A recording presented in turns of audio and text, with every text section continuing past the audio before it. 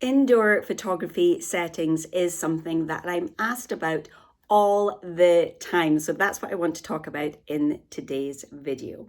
Now, if you're new here, hello, my name's Audrey-Ann from Live Snap Love, where I help you master your camera so you can beautifully capture your children, your family, and the world around you. Now, as I said, today we're going to be talking about indoor photography because I know that that's something that many of you struggle with, particularly those of you who are using entry to mid-level cameras that most importantly use a crop frame sensor. Now, if you have one of those, you'll know that when you start to use higher ISO numbers, you introduce quite a lot of grain in your images. Now, I would say you could use up to ISO 800, ISO 1600 until you get it to be kind of too noisy. But you can go roughly to that point and still get usable images. But I know that many of you struggle with it. So what I wanted to do today is just show you how I approach indoor photography. And this would be the same regardless of which camera I'm shooting with. I do have now a full frame camera, but I had a Canon Rebel for many, many years, so I know how tricky it is to shoot indoors with a crop frame camera. So I'd approach this the same regardless of what camera I was shooting with.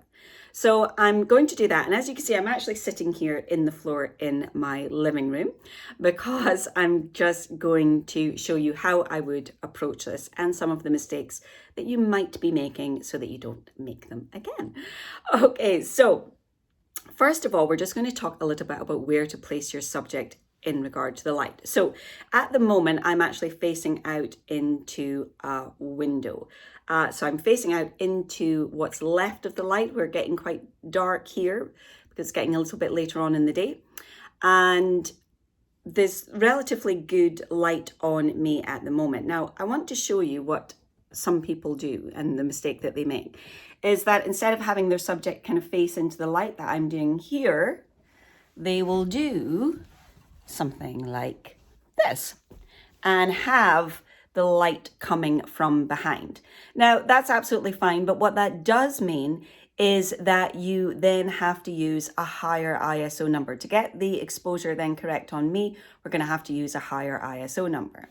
And then the worst thing that I see people do is move away from the window entirely. I'm going to go over to here. And they're so far away from the window that they have to use an even higher ISO number. So the first thing we want to do is to make sure that we're near a light. Now, I've actually got a window behind me here and I've closed the blinds there because I wanted to show you what it would be like with only one light source. This room's actually really well lit. But I'm going to just turn the camera around so it's behind me again. This window, actually, let me just show you it, is big. It goes floor to kind of ceiling. So it's a really big light source, and that's what you want. You want to have a really big window, one that preferably doesn't have sunlight coming in directly at that time. So we have our big window, and as I say, we actually want to have our subject facing into the light. Now, you see that that light is much better on me here than it was way back there. Now, I'm going to show you some images that I've taken earlier, and we're going to compare the settings for all three.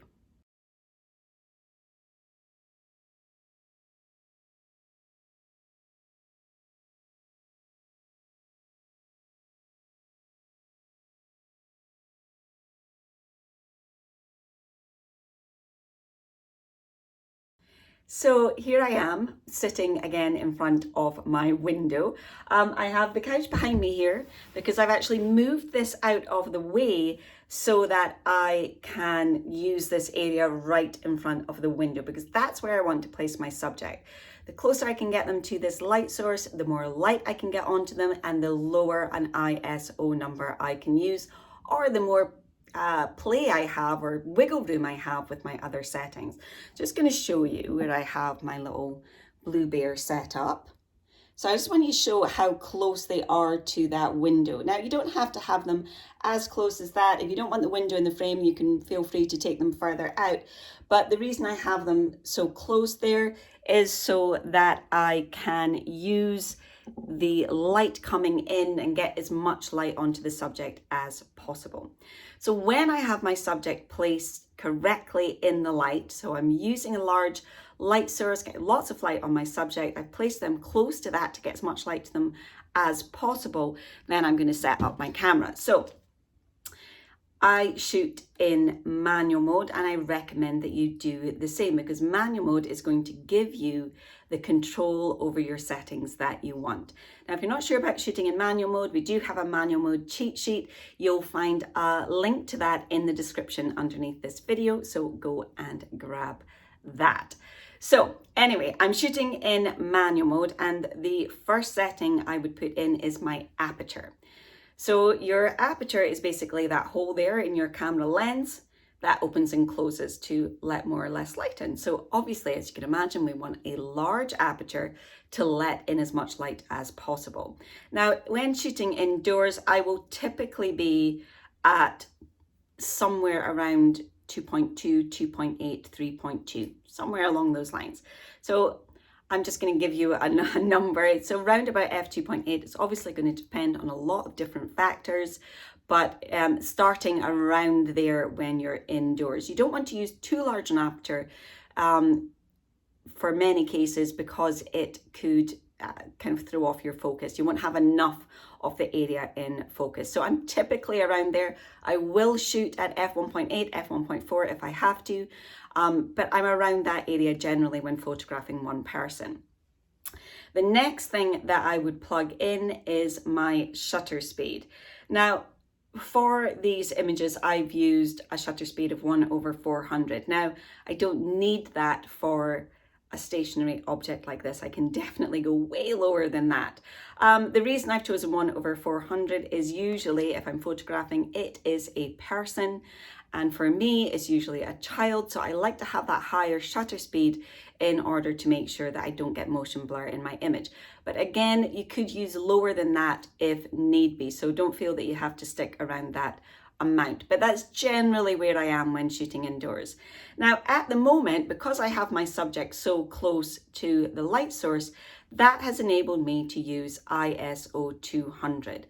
But I have a lot of wiggle room here now. I could use a smaller aperture to get more people in focus, and then just bump up my ISO by a couple of stops. Even as the light starts to go here, I'm still got a few stops of the ISO number left before, if I was using a crop frame, I would run into getting grain, that's the word I was looking for, on my subjects. So the last one, as I say, I would put in is ISO, and I'm going to put that as high as I need to in order to get the exposure that I want. Last thing you want to do is use a lower ISO number in order to keep the ISO number down, but you underexpose. You're just going to make the noise worse doing that. Make sure that you expose correctly. So that's all of the settings. That's our aperture, our shutter speed, and our ISO. But the most important thing I want you to take away from today isn't necessarily those settings, it's where to place your subject, because that's so important, as you saw, with making sure that you can use that lower ISO numbers. So now I want to hear from you. Let me know in the comments below how you feel about shooting indoors and the problems that you have. And if I need to, I'll come back in and make another video for you on indoor photography. But for now, don't forget to download that free manual mode cheat sheet. You'll find that as a link in the description underneath that video. I'd also love it if you came and said hi on social media. You'll find me as @LiveSnapLove on Instagram, Facebook, and Pinterest. As always, thank you so much for being here and for watching, and I will see you guys next week. Bye for now.